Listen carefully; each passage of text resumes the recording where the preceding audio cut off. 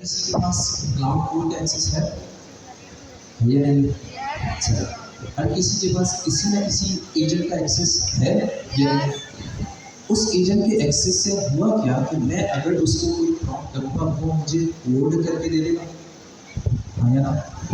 चलो, अब कोड करके देने से हो क्या रहा है कि वो जो टेक्निकल पार्ट था, जो वैल्यूएबल पार्ट था, जिसकी बेसिस पे काफ़ी सारा लोगों का करियर डिपेंडेंट था, वो चीज़ तो कमोडिटाइज हो गई, उसमें वैल्यू खत्म हो गई। ये बात समझ आ रही है नहीं हमें? हमने 2023 से पढ़ना शुरू किया, हमने बेसिक टाइप स्क्रिप्ट पढ़ी थी, बेसिक पाइथन पढ़ी थी, उसके आगे बढ़ते गए और हमने ये पूरा टेन्योर देखा है कि यार 23 से लेके आज 2026 है, वो जो कोड हम हाथ से करते थे, वो जो चीज़ें हम समझ के करते थे, आज वो चीज़ें सिर्फ प्रॉम्प्टिंग के थ्रू हो जाती हैं या नहीं होती हैं? सही। इसका मतलब ये कि यार जो पिछले कई सालों से जो डेवलपर की जॉब या आईटी बंदे की या किसी आईटी रिलेटेड फील्ड में जो बंदा काम कर रहा है उसकी जो जॉब सिक्योर समझी जाती थी, वो वाला कॉन्सेप्ट खत्म हो गया। वो ये था। अब मिसाशा आप जरा लिखिएगा, वे काम करते हैं, हम लिखिए यार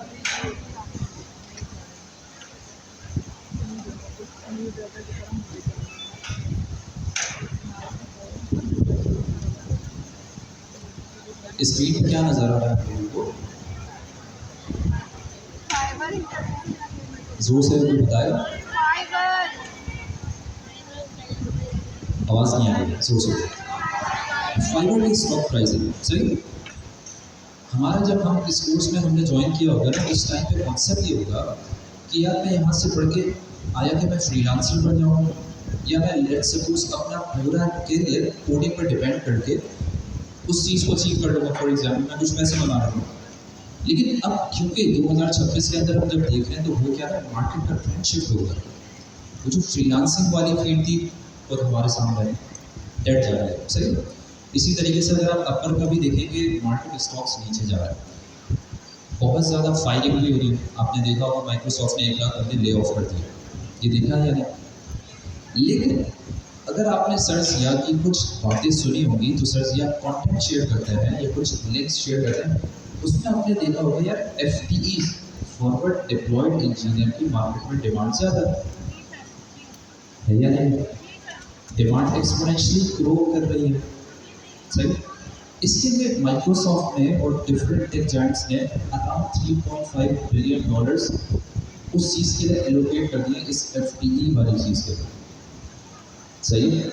अब हम जरा पहले थ्योरी में जाते हैं कि हम FDE को टारगेट क्यों कर रहे हैं, लेकिन ये बनना इतना आसान भी नहीं, क्योंकि इसमें कमोडिटी वाला काम नहीं करना है, इसमें सोफिस्टिकेटेड काम करना है, ठीक है। अब ये सोफिस्टिकेटेड काम क्या है, इस चीज़ को अभी हम थोड़ी देर में देखते हैं, लेकिन उससे पहले एक स्टेप बैक आते हैं ज़रा।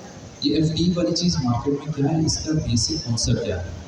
अच्छा, FDE फॉरवर्ड डिप्लॉयड इंजीनियर नया कॉन्सेप्ट नहीं है, पुराना ही कॉन्सेप्ट है।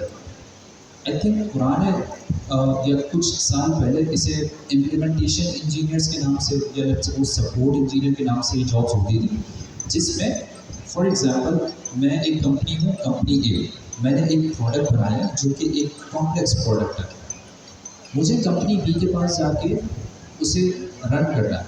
अब फॉर एग्जांपल अगर माइक्रोसॉफ्ट वर्ड है, कंपनी बी के पास जाके लगाना है, तो उसमें कोई मुश्किलात होंगी या नहीं होगी? अगर मुझे माइक्रोसॉफ्ट वर्ड यूज़ करना है या मुझे कैनवा यूज़ करना है, ठीक है, Canva as a product use करना है, तो क्या उसके यूसेज में दिक्कत या परेशानी आ सकती है या नहीं आएगी? वो सिंपल है। हाँ, ये जवाब नहीं आएगी। कैनवा जिस बंदे को थोड़ा बहुत कंप्यूटर और थोड़ा बहुत ग्राफिक का आइडिया है, वो चीज़ इम्प्लीमेंट कर सकता है या नहीं कर सकता? जोर से, सही है। लेकिन एक ERP है, यानी इंटरप्राइज रिसोर्स प्लानिंग का सॉफ्टवेयर मुझे इंटीग्रेट करना है। अब उसका क्या मसला है? वो एक बंदा जिसको कभी जिसने कंप्यूटर खाली ऑन ऑफ किया हो, क्या वो इम्प्लीमेंट कर सकता है?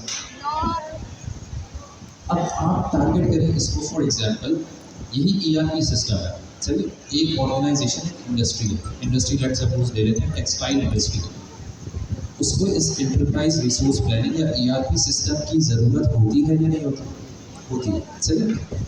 उसके लिए डिप्लॉयमेंट करने के लिए अगर मैं कंपनी ए हूँ, मुझे एक टेक्सटाइल के लिए ईआरपी इम्प्लीमेंट करवाना है, तो उसके इम्प्लीमेंटेशन इंजीनियर्स वहाँ जाकर बैठेंगे, उनकी टीम के साथ काम करेंगे, उस पर्टिकुलर सॉफ्टवेयर को वहाँ पे जाके कनेक्ट करेंगे, डिप्लॉय करेंगे और फिर वो यूसेज साइकिल चलेगा। ये बात समझ आ रही है नहीं है? जोर से सही। ये जो इम्प्लीमेंटेशन इंजीनियर्स जो कंपनी ए की तरफ से गए, कंपनी बी के पास जाके उनकी टीम के साथ काम कर रहे हैं, लेकिन प्रोडक्ट कंपनी ए का यूज़ करके इम्प्लीमेंट कर रहे हैं, यही कॉन्सेप्ट है फॉरवर्ड डिप्लॉयड इंजीनियर्स का। बात समझ आ रही है? यानी फॉरवर्ड डिप्लॉयड इंजीनियर्स काम क्या कर रहे हैं कि वो ऑन साइट जाते हैं, उस सर्टेन टीम या उस सर्टेन कंपनी के डिपार्टमेंट के साथ जाके काम करते हैं, वहाँ जाके प्रोडक्ट की इम्प्लीमेंटेशन करते हैं, and then end to end पूरा उनका सिस्टम देखकर, उनकी यूज़र रिक्वायरमेंट्स देखकर, उनके प्रोसेस फ्लोज देखकर सिस्टम बनाते हैं, इम्प्लीमेंट करते हैं और काम करते हैं। सही, ये कॉन्सेप्ट है इसका, एफडीज का। अब हमने पढ़ा हुआ है कमोडिटी टेक, सही, और दूसरी तरफ हम बात कर रहे हैं एफडीज की। थोड़ा सा मुझे सोच के बताएंगे यार पाथ में क्या होगा उस तरफ जाने का?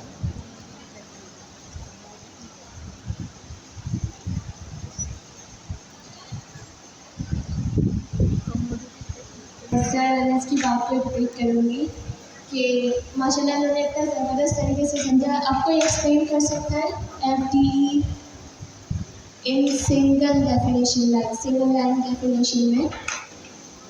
एनीवन? अभी तो पढ़ा है, भूल गई क्या? मेल साइड या फीमेल साइड? अच्छा जी सर, थोड़ा सा सर लाउड कीजिए। और फीमेल साइड से थोड़ा सा लाउड कीजिए। और कोई?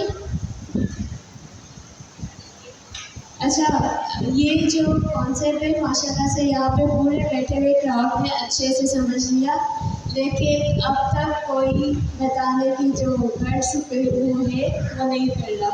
अच्छा, तो सिंपली क्या होता था, पहले जब हमारी बेसिक डेवलपर की जॉब थी, हम क्या करते थे भाई, हमें ये प्रोजेक्ट मिला, सीधा सीधा हम एक आइसोलेटेड मतलब उस पर इन्वायरमेंट में वो प्रोजेक्ट डिप्लॉय करते, डेवलप करते हैं, देन इसको डिप्लॉय करते हैं, राइट? ये पुराना दौर था।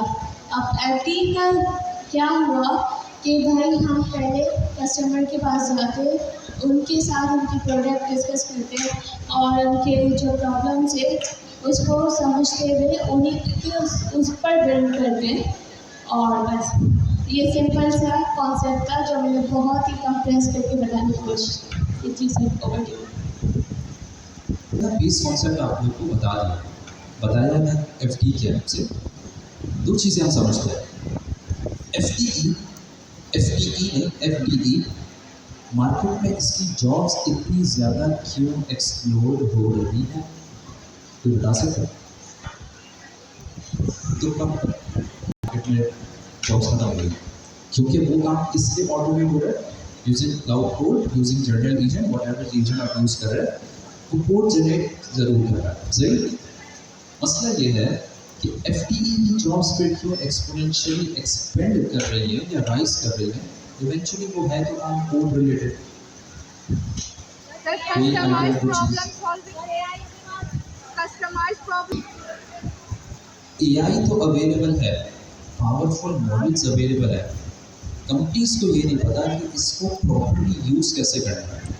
और इम्प्लीमेंटेशन इंजीनियर्स हैं जो डेवलपर हैं, वो किस माइंडसेट से सोचते हैं? वो डेव माइंडसेट से सोचते हैं कि यार एक लो क्वालिटी हमने कोड करवा लिया, वो प्रोडक्ट कंपनी यूज़ करिए एआई के थ्रू जो भी करिए, उस पर उन्हें एक्सपेक्टेड आरओआई नहीं मिल रहा।